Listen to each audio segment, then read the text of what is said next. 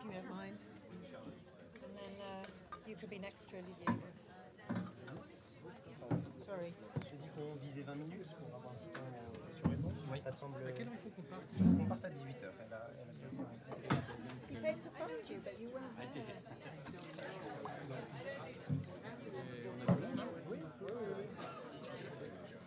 Et donc, apparemment assez orienté ONG, donc le débat, moi, ça vaut le coup de laisser du temps pour le débat.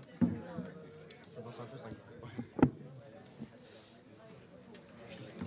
J'ai mis les indications comme ce qu'on disait ce matin, mais on peut très bien changer.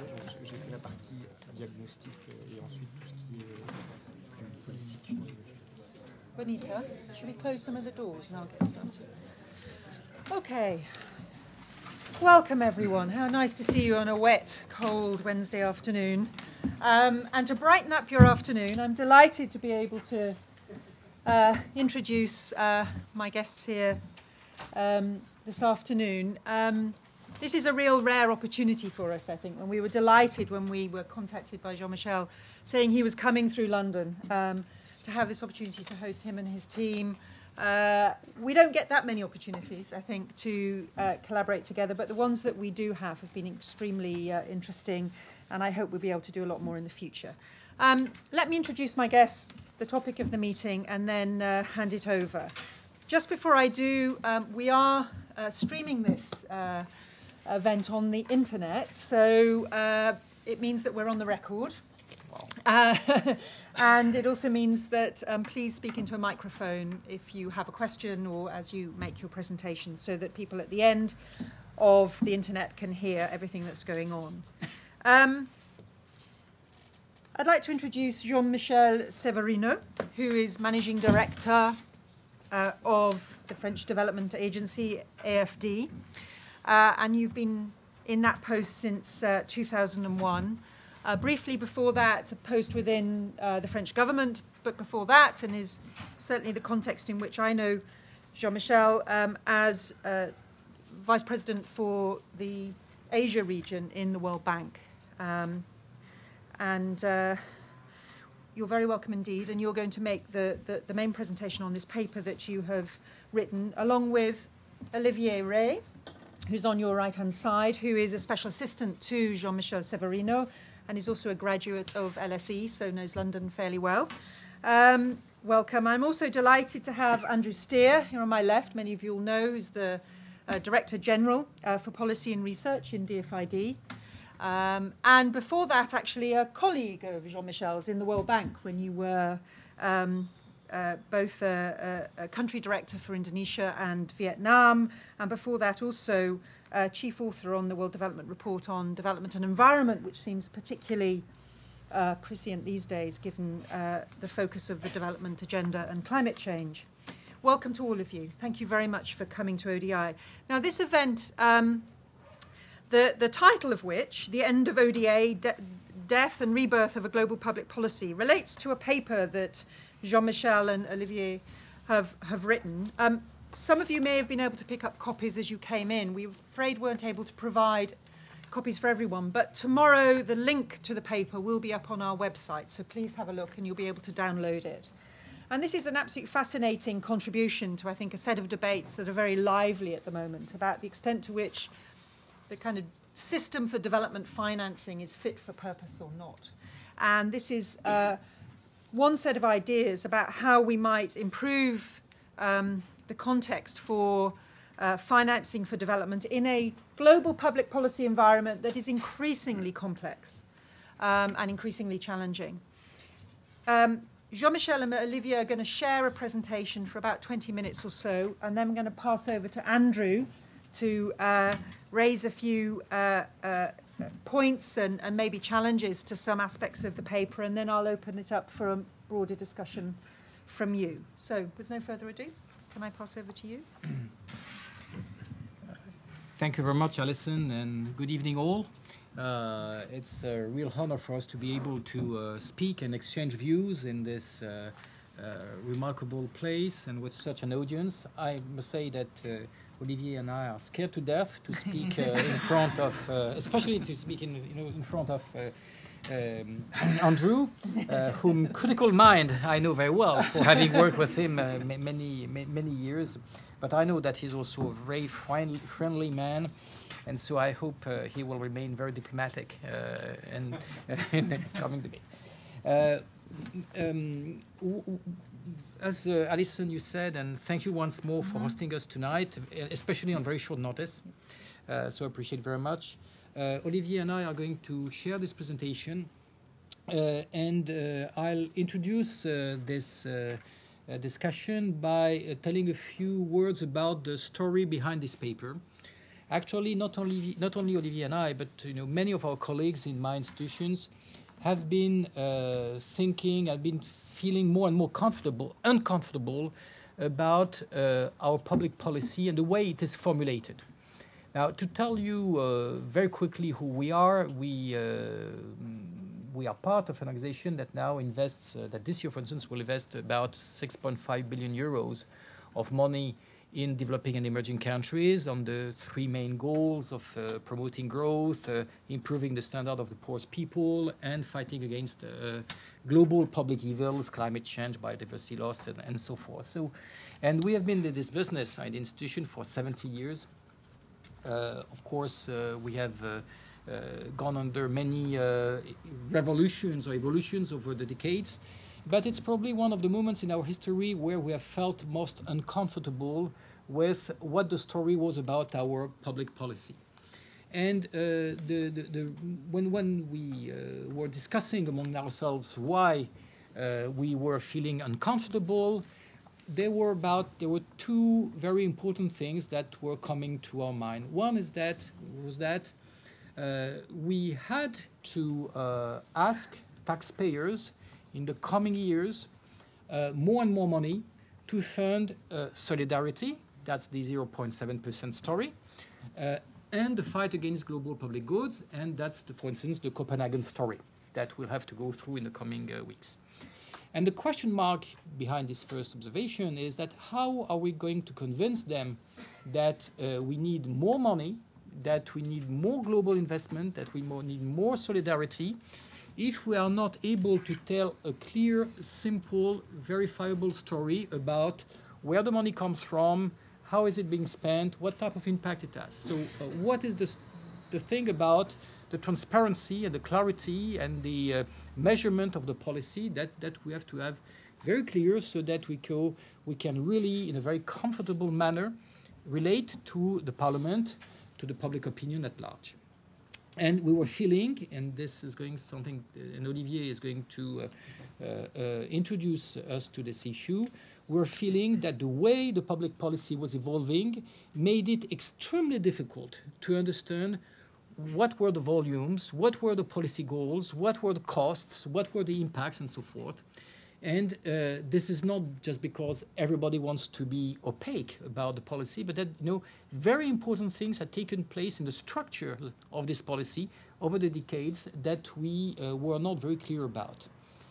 And second question that we had is that we were feeling we had ourselves a lot of difficulty to understand where we were fitting into this policy, because we could not, for instance, we are supposed to be specialists of ODA measurement, okay? We declare to DAC through our Ministry of Finance what are the numbers that we're supposed to do. Now, when we were looking at the DAC statements, we could not understand even a single word about what was the French declaration on ODA. So the way things were being put into the measurement of the policy were absolutely ununderstandable, and this was relating to the very nature of the diversity of the instruments, the incredible innovation that had taken place in the way things were operating for poverty alleviation and for the fight against our common evils. But the instruments were not able to capture a story that we would ourselves feel comfortable with.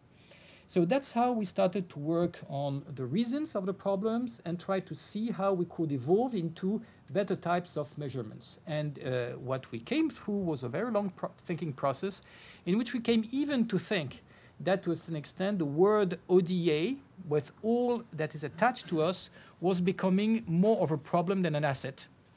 And we might have an interest in going towards other types of concepts, other types of measurements that would be a better ground for international solidarity. And that's why we eventually came to the paper, which is on CTDEV website, and which is, I'm sorry, I'm being quoted by Oxfam to say that's a problem with our paper.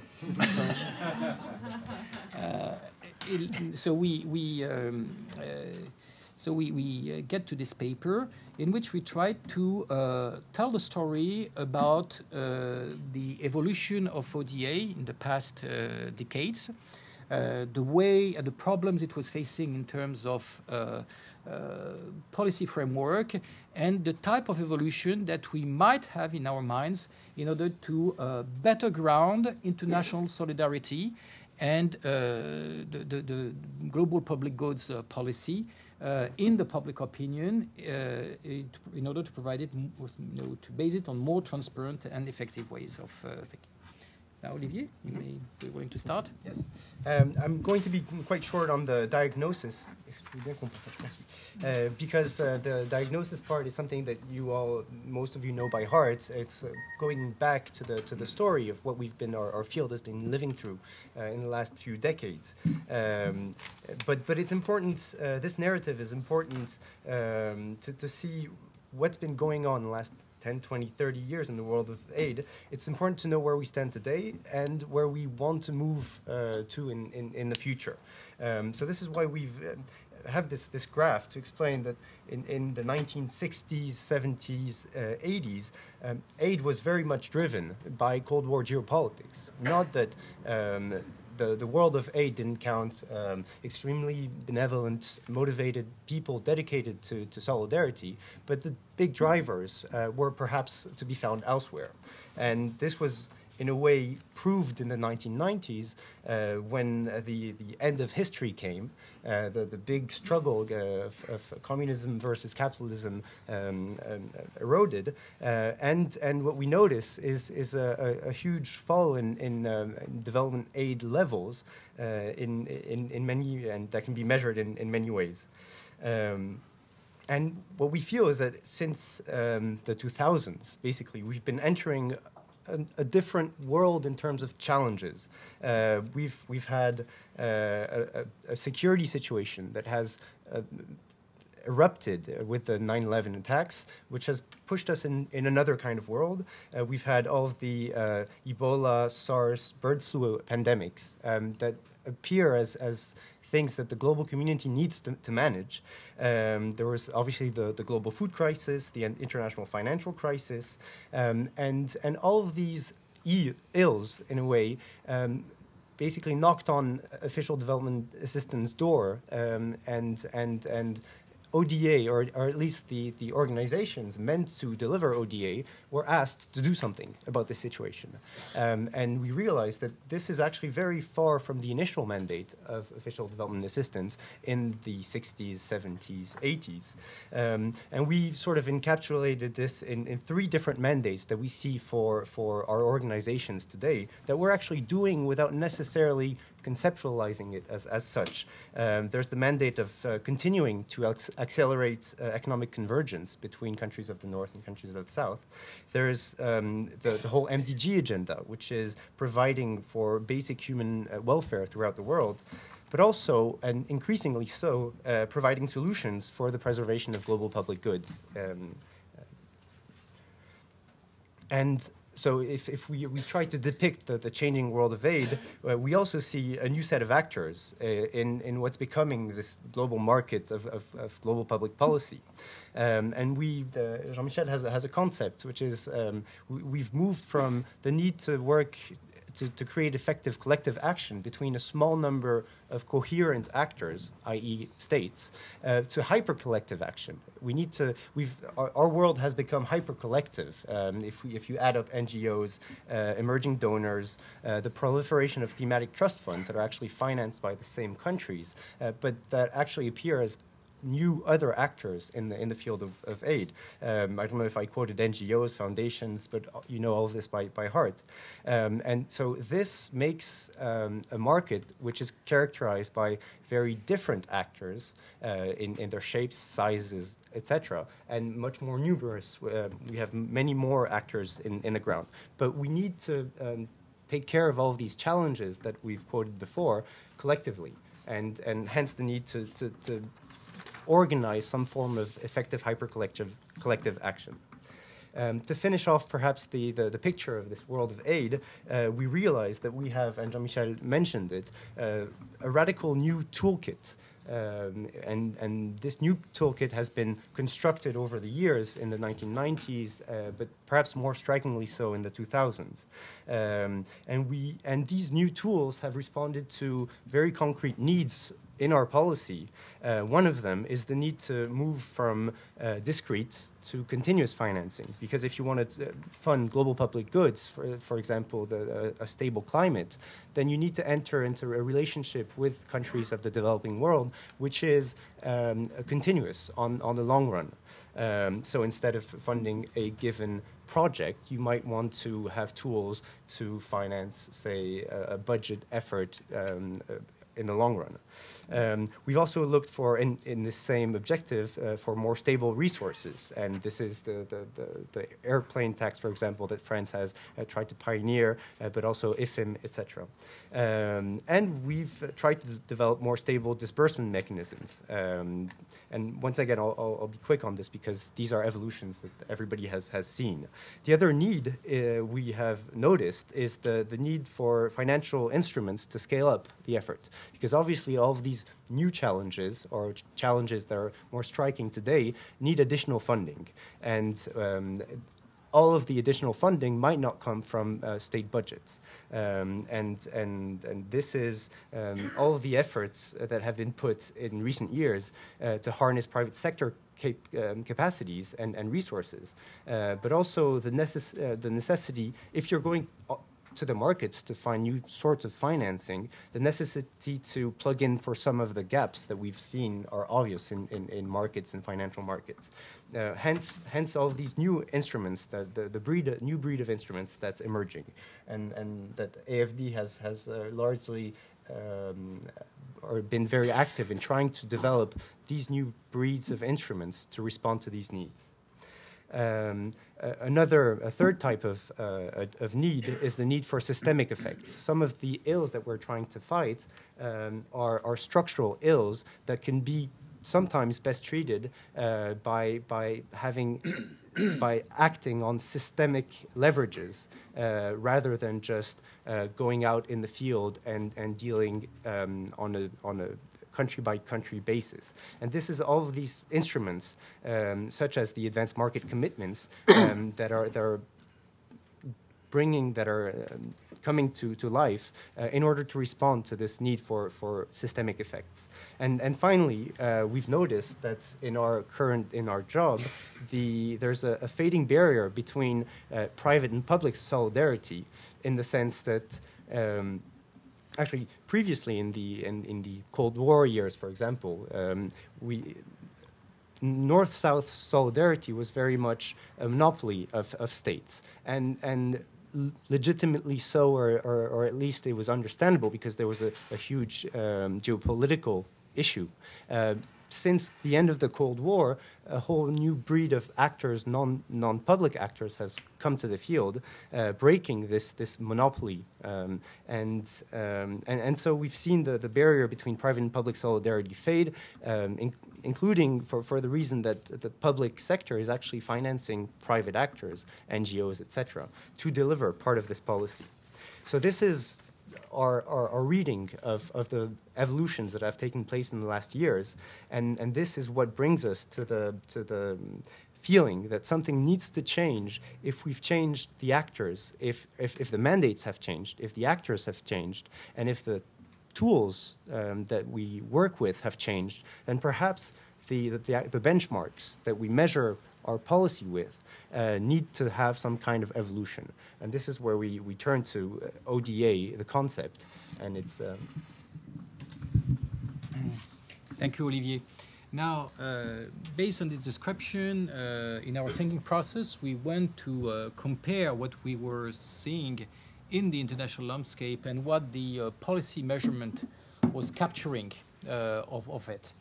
And we came to consider that ODA was sort of dying of three fatal sins. And we went to that by going very much in depth into what was exactly this concept about, the way it is being declared at the DAC, and the way governments are communicating and using it as a policy instrument in worldwide. And what came to us very clearly was that this instrument was obviously measuring too much. There's an incredible number of items in ODA that really are irrelevant to the policy. It's hard to go, because we won't have time for that, to go through the entire list of irrelevant items that we find in those declarations. But one of the, for instance, instances that we could mention is that you may declare the cost of the first year of hosting political refugees in your country. Okay. When you look at the volumes that it gives, it's hundreds of millions of pounds that in many countries are declared under this item. You can also declare, for instance, as ODA, the cost of foreign students in your universities. Of course, you may consider coming from developing countries, of course. So if somebody from Malaysia, which is a DAC country, comes to any university and start to a master in history, this will be declared as the cost of its studies, of his or her studies, will be declared as an ODA expenditure. Many countries, especially the ones that are most generous with foreign students, declare a lot of money in that. And it's absolutely, legal. There's no cheating around it. A country like France declares, for instance, something like 900 million euros of cost of foreign students in its universities. Now, you may consider that some of them will go back to their countries and contribute to the improvement of capacities, but many of them, as you know, will stay, marry and have a full career in the OECD countries where they have studied. There's nothing wrong about it.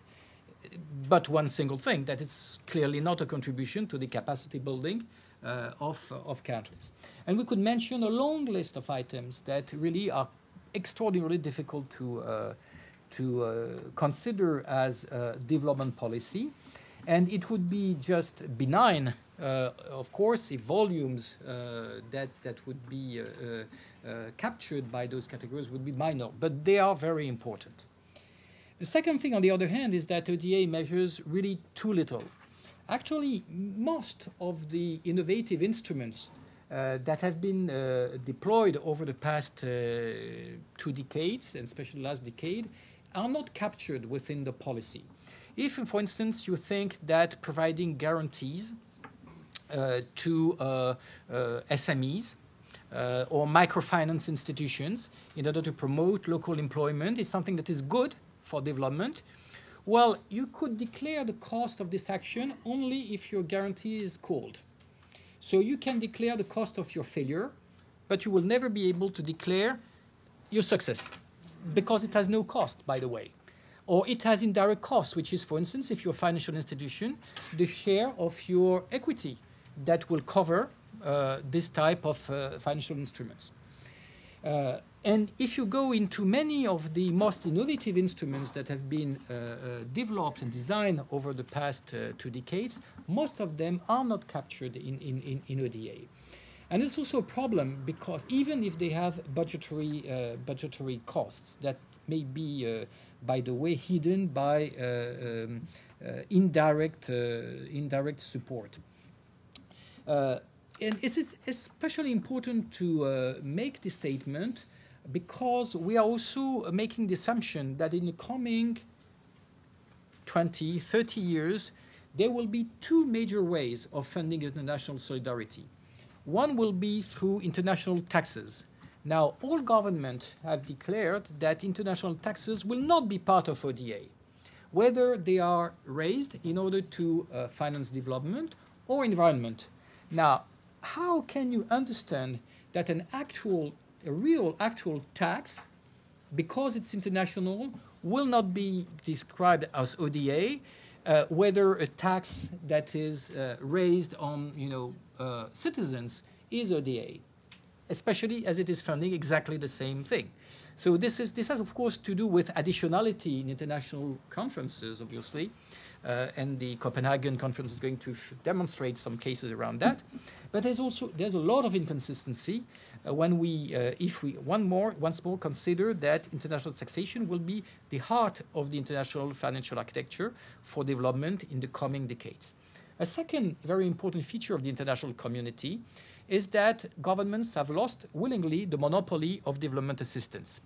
This has been said by Olivier, and this is, to the huge extent, a recent story, recent paper drafted by Johannes Lin and Homi Karas from the Wolfenson Center at the Brookings, for instance, states that about the actual field disbursements of NGOs and foundations is about $40 billion a year, whereas actual disbursements by public ODA in the field is about $50 billion. Now, total ODA is about 110 billion, but when you take off all those expenditures that are made at home, debt cancellation, etc., you come to actual spending of 50 billion. So it means that the level, volumes of activity of, say, civil society, let's remain vague at this stage, is about 80% of what is being spent by government. Now, there's a very interesting feature about this money, is that most of it is allowed by tax breaks. Most of the money that is, for instance, pushed ahead in the field by the Gates Foundation is based on a huge tax break that Mr. Gates is very legally using. He's paying his succession fees through its foundation. Now, this has a cost for the government. This has a cost for the taxpayer, indeed. But this cost, you will never find it described and captured in ODA, which means, for instance, that our American friends, when we say that they are one of the most reluctant ODA participants, which is, by the way, only partially true, if you take into account the magnitude of the tax break they are expected to do for ODA, you could probably double their ODA volumes. Now, and this could be true for many countries in the world, especially those in which you have the highest, commitment by the NGO community. And our suspicion is that in the coming years, this will be even larger, as to some extent, governments have decided that for the same type of reasons they are going to move into international taxation, they have considered that taxing citizens for international solidarity was too hard to do, and they are going to use more and more indirect ways when faced with the necessity of increasing volumes. Now, so as a consequence, they will let citizens decide the volume and the nature of the policy allocations through tax breaks mechanisms. So if you're not able to capture what is going to be one of the major items of the public policy, then, to some extent, you're in dire straits when you streets maybe, when you come to transparency. Finally,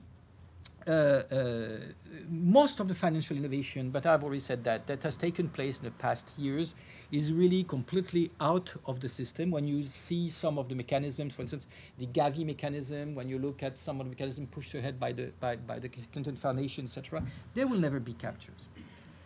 Now, what has also to admit that ODA measures currently the wrong things. It is very remarkable that ODA is only about inputs.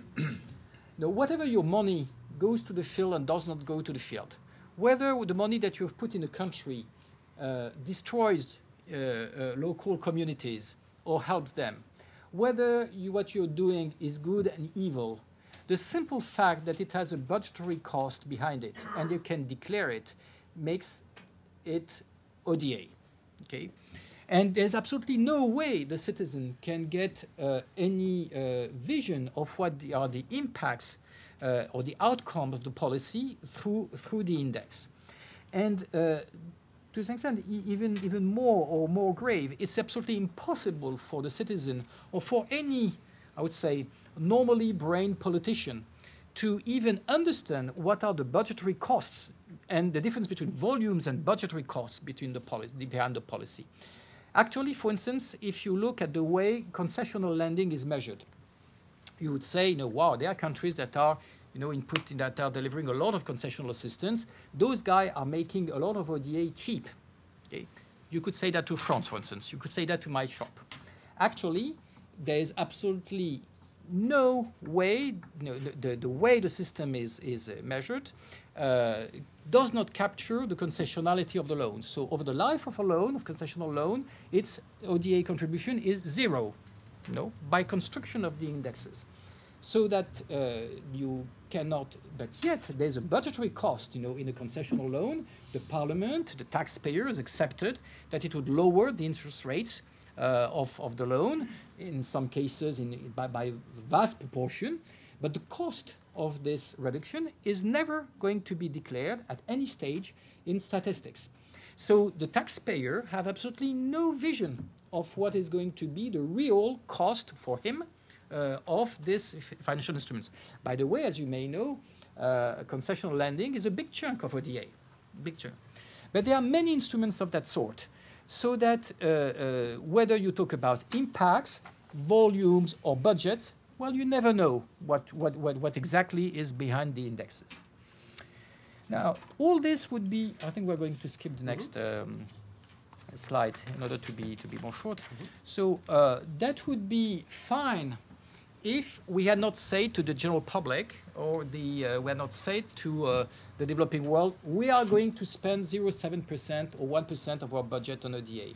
That's fine to say that, but now if ODA is completely a fake concept, if you have no way to understand what is behind, first, there's a lot of room for cheating, one. Second, it doesn't say anything about what is really under the number. And this is, for us, we came to think that it was a very, very grave, a very important thing to analyze and to think around, because we were going once more to ask a lot more money to citizens in order to contribute to global policies. So we had rather been extraordinarily certain what we were going to ask them to pay for, what would be the cost of that, what would be the type of impacts. If not, how could we, as professionals or militants, as I understand there are many NGOs in this room, would we be comfortable about reporting to those who are funding us? So this is why we came to think that we should probably make very bold moves into this policy. So one thing that we know, Olivier and I, is being controversial, but we think is necessary, is that at one stage we have to rename the policy. And we have to rename the policy because ODA is very much merged with the idea of poverty alleviation and a relatively set of goals which remain relevant, of course, in the world of today's or in the 21st century, but is not the only thing that it is doing. Obviously, if we want to make the environmental agenda and development agenda converge, there are things that we will be doing in the coming 10, 20, 30 years in the name of environment that will have little impacts on poverty alleviation. This will be legitimate policy goals, but they will be different. Some of the things that we will be doing, for instance, in health policy, would be very important for global health policy, but actually would not be the priorities of the developing countries if they were to decide what would be the precise hierarchy of their own health policy goals in their own country. For instance, if you want to fight against AIDS, you could rather to say to a country, we are going to spend money in your country in order to fight AIDS, even if it is not your first priority item in your health policy. In health policy, for instance, you could argue that in Burkina Faso, in Mozambique, or where prevalence rates are rather low, mother and infant and childhood health care is more important than fighting against HIV. But yet, the Global Fund will come in and say, no, we're going to give you money for HIV and not for for maternal care. Okay. So we are going to do a lot of things that have, only indirect relations with what are the real core priorities for developing countries. and this will be asked for by our own constituencies. So we should rather rename the policy, so to say that we are entering into a new era. And second, we should go into three directions. One is which is the making in a new direction, which is making the difference between measuring volumes, measuring results, and measuring public costs. Three different sets of things that all of them have to be captured if you want to be transparent and credible about the policy. We have to tell our taxpayers, no, here is how much is going to cost you to your pocket of money. Now, if we are able to leverage that money by other types of efforts, so if you are in the finance business, this public money will be able to raise more money than the single budgetary cost. And I can declare that as the volume of the policy that I'm mastering or generating. But we have also to put also in front of it, of course, the impacts, the ultimate outcomes that we are getting. Now, if you do that, this would have, of course, a very important impact on the hierarchy, on what would be captured, but also the way stakeholders would react, because obviously by creating this transparency, a lot of cheating would disappear. People would have to stick to more understandable concepts, and we, by doing that, we would be able to give more transparency to the policy. Now, many political or policy questions stem out of this type of reshaping of the policy. One of them is what should we do with the 0.7% goal? And it has been such a sacred cow over 50 years that we should all be very uncomfortable about moving away from this type of goal, especially as there would be some fear that by, for instance, renaming the policy, we could probably disturb the communication around the policy goals. And that's why we should probably keep this type of index, but adapt it to the new policy. For instance, we should be very clear that we will be looking for a 0.7% GDP in terms of budgetary costs allocated to the policy. If you do that, you would actually raise the level of challenge and make it even more important to reach, higher to reach than the current 0.7% of ODA. They are very important items that bother the development community. What should we do with OECD DAC that has based its entire life on measuring ODA? So this is very disturbing for many of us on the public sector and civil servant side. What's ODA DAC is going to become? And of course, we should just keep it. We need clubs, we need places where discuss policy, and we should really try to make, for instance, OECD DAC, the instruments by which this new stage of the public policy should be measured. And can this change be reached is also very important. The process that would lead to such a change in the policy is also very important. And there is no other way but by sharing, discussing, and coming to an approximative consensus that we can achieve that. Of course, there's no authority in the world that can, one day to the other decide that we should change the policy. And, by the way, that's very much what we are seeking today. And by this process of communicating around this paper we are doing, actually our dearest wish is to generate exchange and debate around the public policy and see over the months and the years whether we can buy and build a new consensus around the way we capture our efforts and we improve our accountability to our general public. So, killing sacred cows is not exactly what we are in business for, but if we have to wound one of them, we'll live with it.